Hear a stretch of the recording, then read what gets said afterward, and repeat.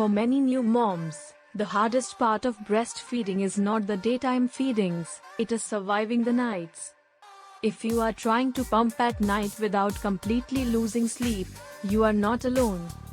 The good news is that with a few smart strategies, you can protect your milk supply and still get more rest. At Pump with Sabella, we want you to know that nighttime pumping does not have to feel like an all-night job. First, let's clear up an important point.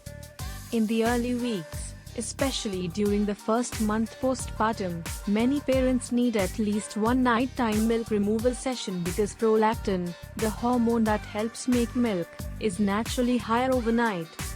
But that does not mean you need to be awake for an hour every time. Set up a simple night pumping station before you go to bed. Keep your pump, bottles, flanges, burp cloth, water, and a snack within arm's reach. The less you have to get up and search for supplies, the faster you can pump and get back to sleep. Aim for a short, efficient session. Many moms do well with about 10 to 15 minutes of pumping at night, especially once supply is established.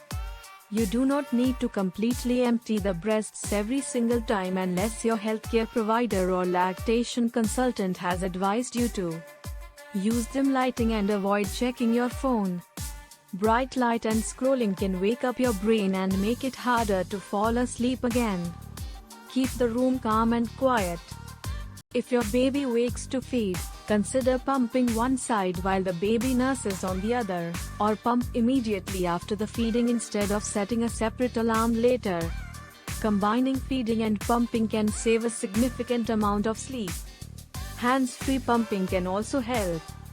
A supportive pumping bra allows you to relax your shoulders, lean back safely, and avoid holding the flanges in place the entire time. Many parents find it helpful to do one anchor stretch of sleep. For example, pump right before you go to bed, sleep for the longest stretch your baby allows, then pump when you naturally wake for a feeding. This often feels much more manageable than waking every 2 or 3 hours by alarm.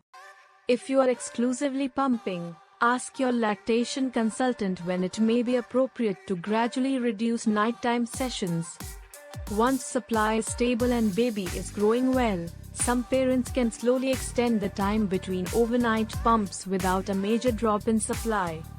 And finally, give yourself permission to prioritize rest. Exhaustion can make pumping feel overwhelming.